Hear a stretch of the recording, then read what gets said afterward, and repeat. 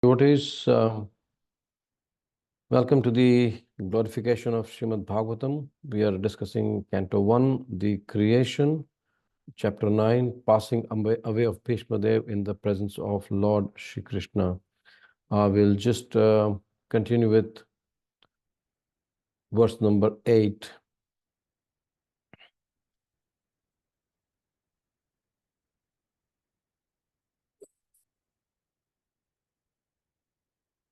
Om Ajnanatimrandhasya Jnananjanashalakaya Chakshur Unmilitam Yena Tasmai Shri Guruve Namaha.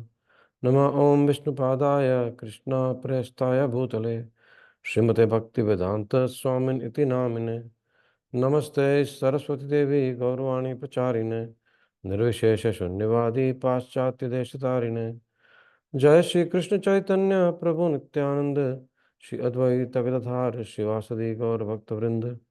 Hare Krishna Krishna Krishna Hare Hare Hare Ram Ram Ram Hare Hare. Om Namo Bhagavate Vasudevaya. Om Namo Bhagavate Vasudevaya. Om Namo Bhagavate Vasudevaya. So, Canto 1, Chapter 9, verse number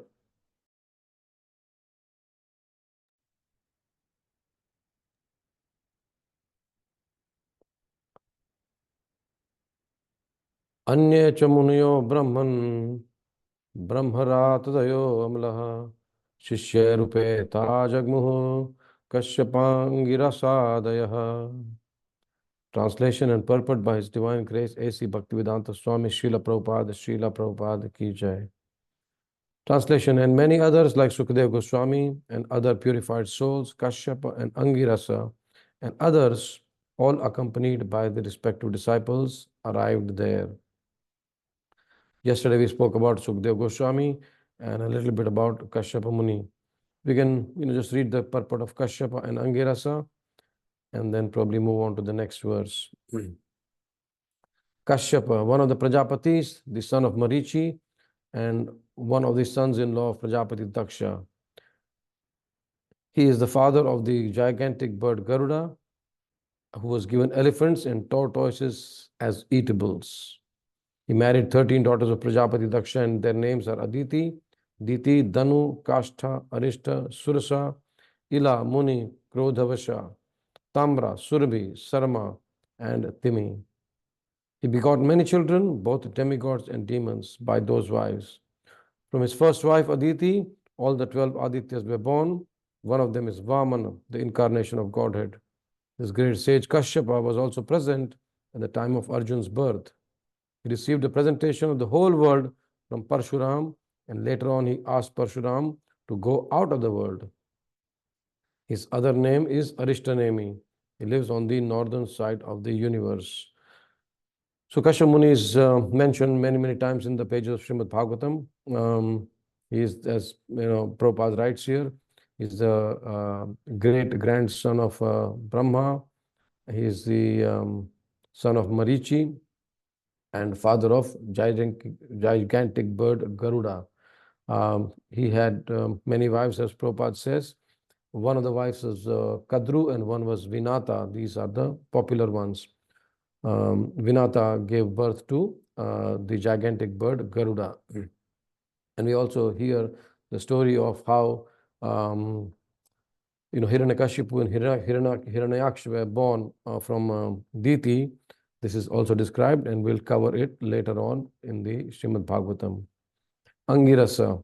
Does someone want to unmute yourself and read the paragraph on Angirasa, please? I can do it. Sure, thank you. He is the son of Maharishi Angira and is known as Bhīṣmadeva, the priest of the demigods. It is said that Dronacharya was his partial incarnation. Sukracharya was the spiritual master of the demons, and Bhīṣmadeva challenged him. His son is Kacha, and he delivered the fire weapon first to Bharadwaj Muni. He begot 6 sons like the fire god by his wife Chandramasi, one of the reputed stars. He could travel in space, and therefore he could present himself even in the planets of Brahmaloka and Indraloka. He advised the king of heaven, Indra, about conquering the demons. Once he cursed Indra, who thus had to become a hog on earth and was unwilling to return to heaven. Such is the power of the attraction of the illusory energy. Even a hog does not wish to part with its earthly possessions in exchange for a heavenly kingdom. He was a religious preceptor of the natives of different planets. Thank you. Thank you, Mataji. So you can see here, Prabhupada, very briefly, he gives the story and different incidents, the different events of all these wonderful personalities. Angirasa, as we know, he's Brihaspati, the priest of all the demigods. And once he appeared in the Sabha of Indra, and Indra didn't respect him properly, so he cursed him to come to earth as a hog. And of course, we know the story. Some of us know the story probably, that Indra, he came as a hog, then he married, he came as a pig, and he married a she-pig, and he had many, many piglets, and he was happy, enjoying eating all the nonsense stuff what pigs eat. And then Brahma, Indra's his term on earth was about to finish, and then Brahma comes and tells him, you know that you're Indra. I think it's better, you come back to your kingdom Amravati.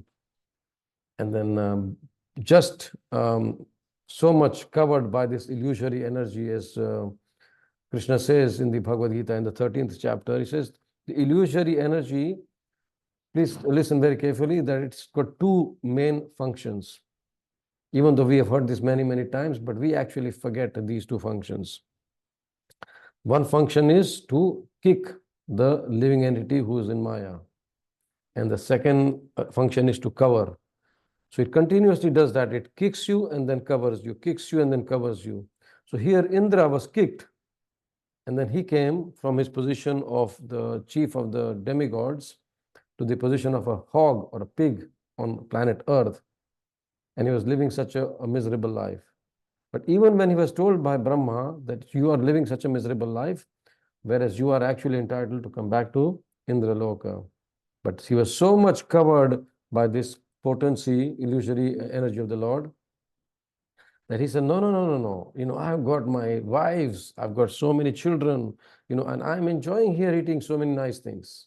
Whereas actually he was eating fishes and stool and all the nonsense stuff. But this is what we call power of illusory energy.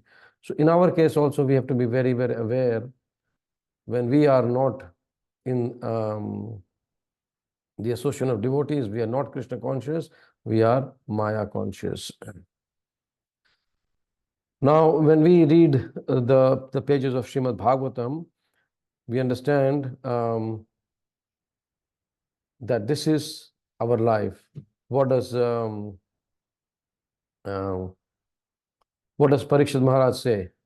In the beginning, when in the first canto, Parikshit Maharaj, when Sukadeva Goswami comes, all the sages are assembled, like how they have been assembled here in this episode, what we are studying.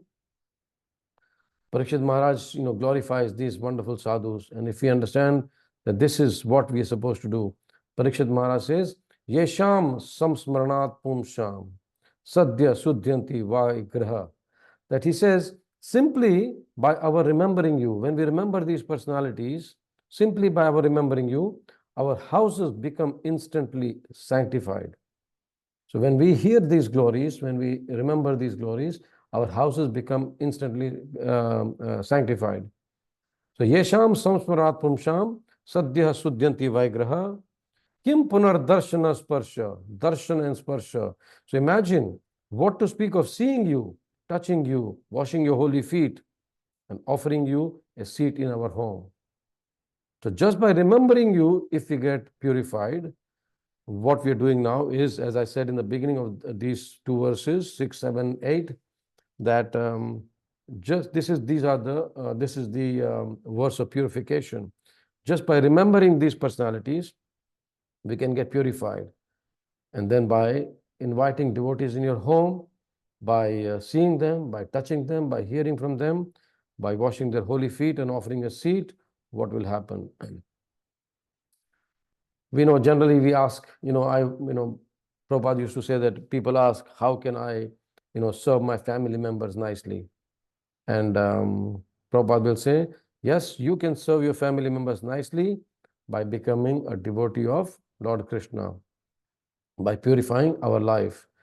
In the 7th canto, when Prahlad Maharaj is praying to Lord Nrsimhadev is very happy. He asks for boon, and Prahlad Maharaj says, okay, I don't want any material boon. Nrsimhadev still insists, and at the end, Prahlad Maharaj says, okay, if you want to give me some boon, my father, who's a demon, who was against you, please liberate him. And then Nrsimhadev gives him such a beautiful benediction. Nrsimhadev, he says, Tri Saptabhi Pita Putaha. Tri Saptabhi means 3 times 7. Tri Saptabhi Pita Putaha. Pitrabhi Sahate Anaga. Says, along with your 3 times 7, 21 generations, all your forefathers, everyone, Pita Putaha, all the fathers will be, Putaha means sanctified. They'll be sanctified. Yat sadhosya kule jato bhavan vai kulpavanaha. So he said, because you are a pure devotee, because you were born in this family, the entire dynasty has been purified. So this is what happens when we become devotees of the Lord. We study Srīmad Bhāgavatam, when we take association of these devotees. Now Parikshit Maharaj also, he says that when we take association of these devotees, what happens? Says, Yesham swam smranat pumsham sadhya sudhyanti vaigraha kim punar darshana sparsha pad saucha ashanadibhi. So what happens when these devotees of the Lord, who are the perfect living beings, Prabhupada says in the perfect, these are the perfect living beings, and Maharaj Parishit explains this. Prabhupada says the devotee of the Lord has no enemy, even though there may be enemies of a devotee, like Yudhishthira Maharaj. Yudhishthira Maharaj was called Ajata Shatru. He had no enemies, even though Duryodhana considered him as an enemy. So these devotees, when we come in contact with them, when we serve them, what happens? So again, Parikshit Maharaj says, Punascha bhuyad bhagavati anante rati prasangas chatad ashrayeshu. Says, when we again and again, what we want is association of these devotees. Parikshit Maharaj asks him 3 boons. He says, I want 3 boons, O my Lord. What is the first boon? He says, I want unlimited attraction towards Krishna. The first boon is, I want Punascha bhuyad bhagavati anante. Bhagavati means the Lord Anante, who is unlimited. Rati prasangas chatad ashrayeshu. He says, I want to also get attracted towards the association and also take the shelter of his devotees. So first boon Parikshit Maharaj asks is that I want unlimited attraction towards Krishna. Currently, my attraction is towards all the material things. So please divert this attention from the material things towards unlimited Krishna. Bhagavati Anante, Rati Prasangas Chatad Ashrayeshu. Says, I want to also take shelter. What I want to do? The attraction, the unlimited attraction, the intimate attraction, the intense attraction towards the Lord will only happen only in the strong association of devotees. So then he says, I want the association of these devotees. Rati prasangas chatad ashrayeshu. And then what will happen? The third benediction, what Parikshit Maharaj asks, Mahatsu yam yam upayami srishtim maitriyastu sarvatra namo dvijayabhyaha. He says, when we associate with devotees, a deep desire within our hearts manifests. So first of all, we have attraction towards Krishna, unlimited attraction because of this association of these wonderful devotees. And then we serve these devotees. We take shelter of these devotees. Then when we do these things, A deep desire manifests in our heart. And what is this deep desire? That we want to share this fortune of Krishna Katha with one and all. We want to share the glory of Krishna. We want to share our fortune of chanting and dancing, taking prasadam with one and all. Tomorrow evening we'll have this wonderful program. Viraj Krishna Prabhu is going to continue with Mind Your Mind, the second session, because last week it was so interactive. People got so much benefit that he is willing to do the second session. And when we take association of devotees like this, then we also want to share this fortune with others. So tomorrow when you're coming, just also get your family, your friends, whosoever is coming, please come. And then we can share this fortune of Krishna Katha. Maitriyastu sarvatra namo dvijebhya. I want to become friends with everyone. Oh Brahmanas, please bless me that I can get unlimited attraction for Krishna. I can get the wonderful association of his devotees. I can take their shelter. I can serve them. And then by doing these things, I have deep desire to spread this message of Krishna. So this is what happens when we study these verses wonderfully. We also get this association in the last 2-3 verses. We got association of all these wonderful devotees, Vyasadeva, Narad Muni, Sukadeva Goswami, and all the wonderful devotees, all the rishis and munis, we got the association. So we should enter the pages of Srīmad Bhāgavatam. We should enter the page of Srīmad Bhāgavatam, as Viraj Prabhu says, bury our heads in the pages of Srīmad Bhāgavatam. Then we will be enlightened by the words of Shri Krishna, which is Bhāgavatam. And then Krishna himself will empower us, to spread this message to one and all. Let's move on to verse number 9, unless anyone has any question or comments or reflections. Please unmute yourself.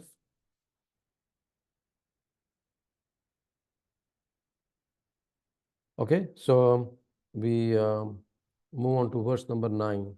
Does someone want to recite this verse, please? It's a very beautiful verse.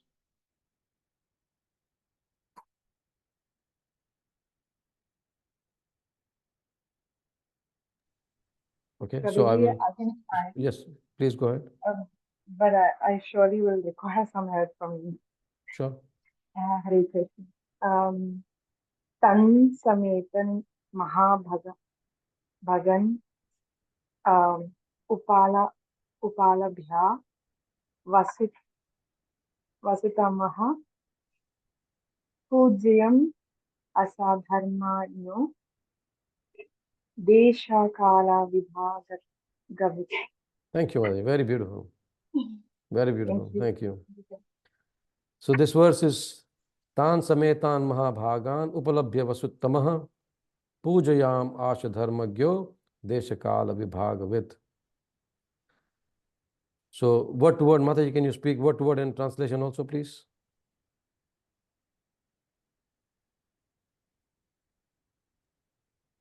Sure, Prabhuji. Bhīṣmadeva, who was the best monk. The synonym, the word to word. The word to word, Tan, all of them, Sametan, assembled together, Mahabhagan, all greatly powerful, Upalabhya, having received, Vasutama,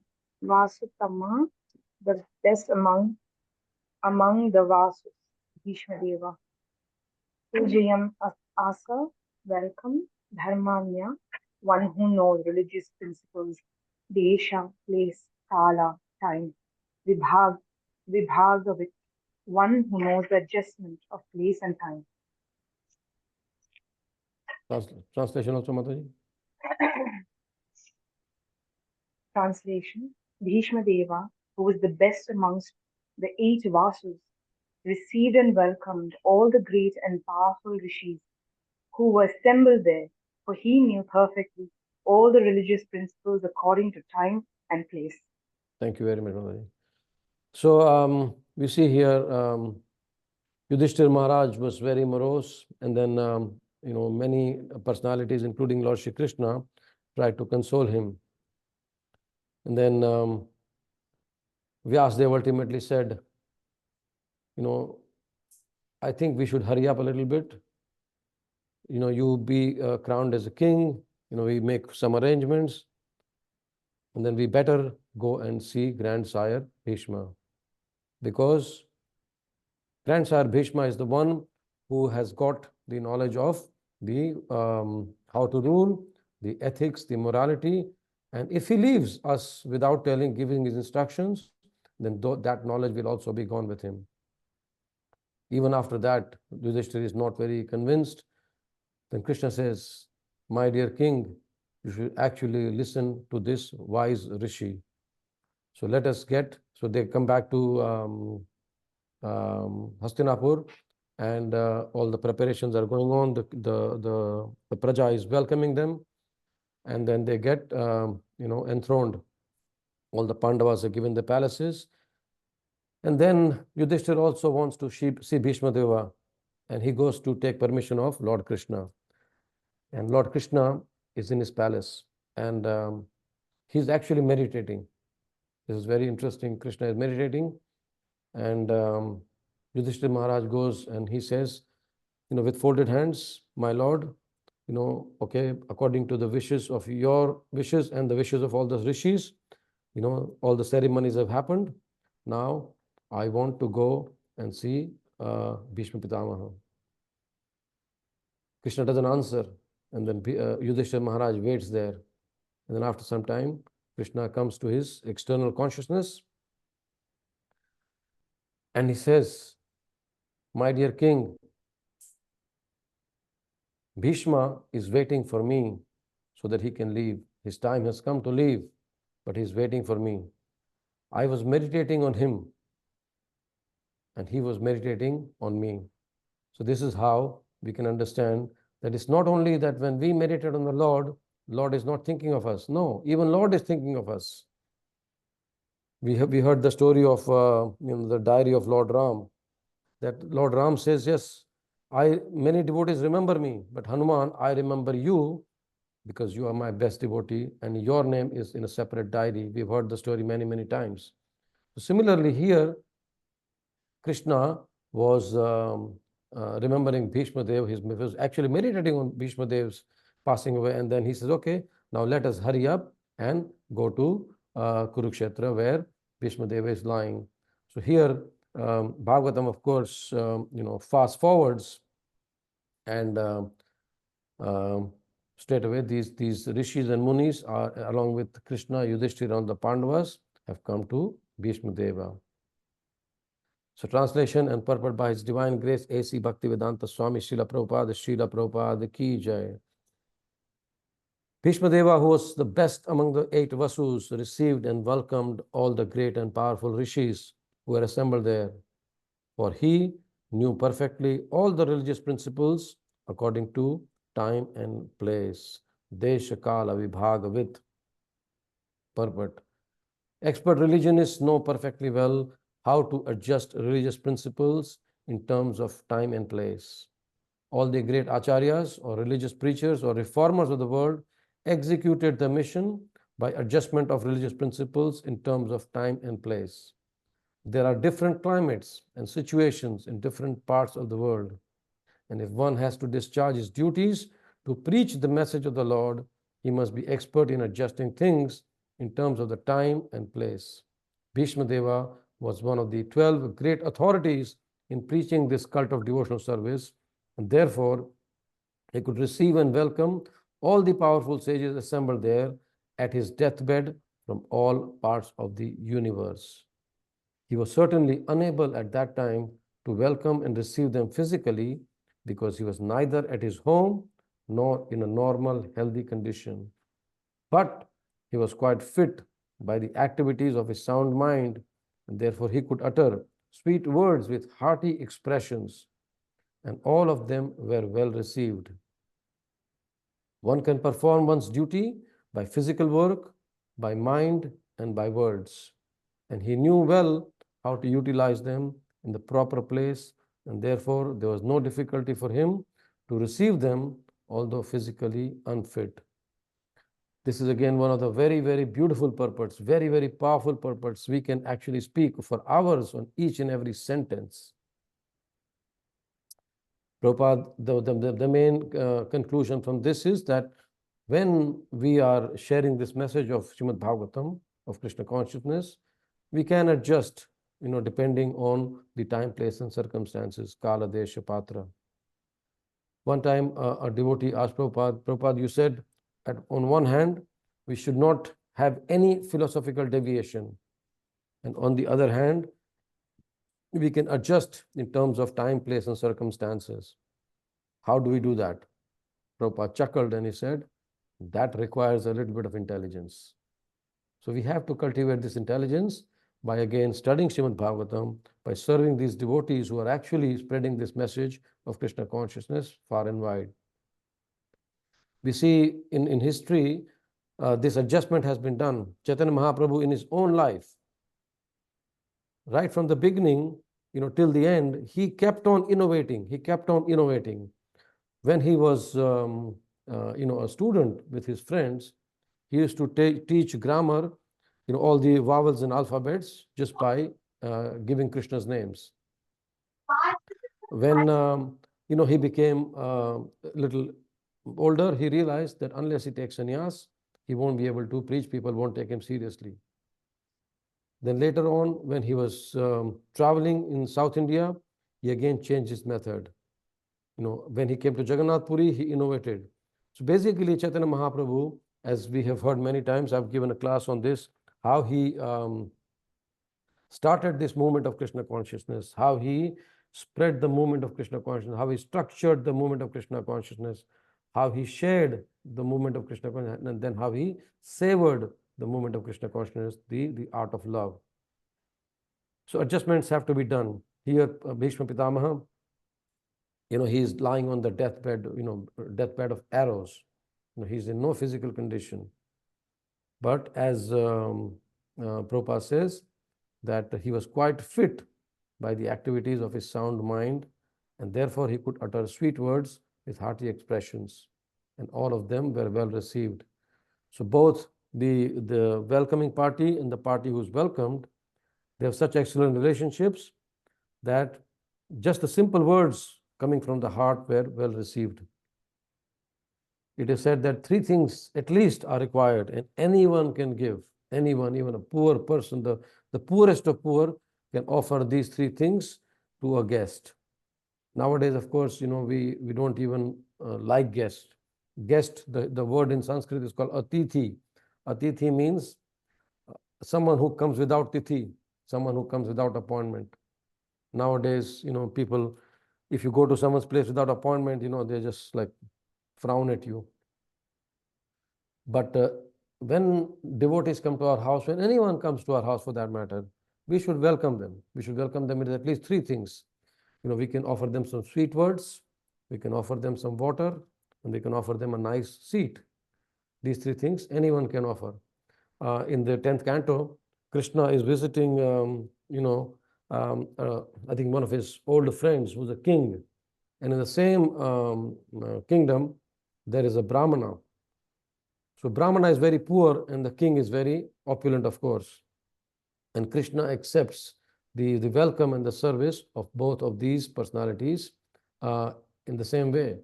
Brahmana is offering him just a mat made of grass, durva grass. He's inviting all his friends and family, and he's offering something very simple. He's offering him sweet words, he's offering him water and all the associates who are there, and he's offering them seats also. Whereas the king, he's got a very huge, lavish banquet for all the guests of Krishna. So we can receive these personalities in whatever way, best way we can. And Bhīṣma Pitama here, he receives them well, and these personalities who are arriving also understand Bhīṣma's situation, and they also receive Bhīṣma's welcome very nicely. The Prabhupada says, one can perform one's duty by physical work, by mind, and by words. As we say, BMW, your body, mind, and words. And Prabhupada finishes this purport very beautifully, and he knew well how to utilize them in the proper place. And therefore, there was no difficulty for him to receive them, although physically unfit. Now, remember, so many rishis and munis and the personalities are here, including Krishna and Pandava. And Bhīṣmadeva was lying on a battlefield, on the bed of arrows. But still, he received these people very well.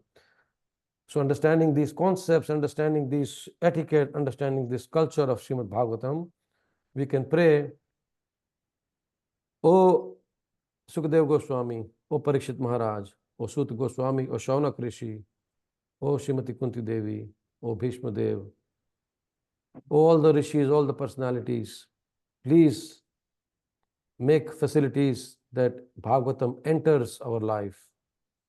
Bhagavatam enlightens our path, and Bhagavatam empowers us to serve one and all, and also to spread this message of Srila Prabhupada. Srila Prabhupada ki jai, Grantaraj Srimad Bhagavatam ki jai. If you have any questions or comments or reflections, please unmute and speak up. We are 1 minute over. I'm sure you won't mind that.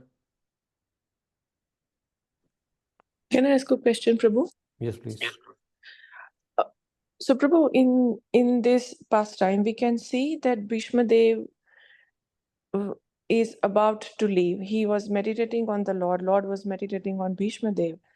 And then Yudhishthir Maharaj has his concern. He was grieving. Applying this to our practical life, when we have some questions and we want to approach a devotee, when we see that devotee is in difficulty, we try not to approach because we think that, no, they are going some difficulty. We shouldn't add more to it, or we shouldn't go there with our own queries and questions. So how do we understand that in practical situation? So we know that even though devotees at a higher level, even though when they're going through some difficulties, they understand that that is Krishna's arrangement for them. So while externally we might think that they were going through difficulties, the devotees themselves are understanding this is Krishna's mercy. So of course, if we have any questions and then we want to understand something, we should approach that personality. Especially in this case, Bhīṣmadeva was, as Vyasadeva says, that if he leaves, a lot of the knowledge which are required will be also left, and we'll see. Of course, Bhagavatam gives this description in very brief content, but in Shanti Parva, as we spoke, it is the longest conversation, and Bhīṣmadeva is giving so many instructions to Yudhishthira Maharaj, which was helpful to Yudhishthira Maharaj. Otherwise, this would have been lost. And that's why even Prabhupada, we see, even on his deathbed, he was showing, take the video, give the dictaphone, I am going to translate Bhagavatam. Was he thinking that I'm going through difficulty? No. Does it make sense? Yep. Okay. Thank Nice you, Prabhu. question. Nice question. Thank you. Okay, Grantaraj Srimad Bhagavatam ki jai, Srila Prabhupada ki jai. You have a very wonderful devotional day, and Krishna willing, we'll see you at 6:30 tomorrow morning. Hare Krishna. Thank you, Prabhu. Hare Krishna. Have a blissful day. Hare Krishna. Thank you, Prabhuji. Hare Krishna, Prabhuji. Thank you so much.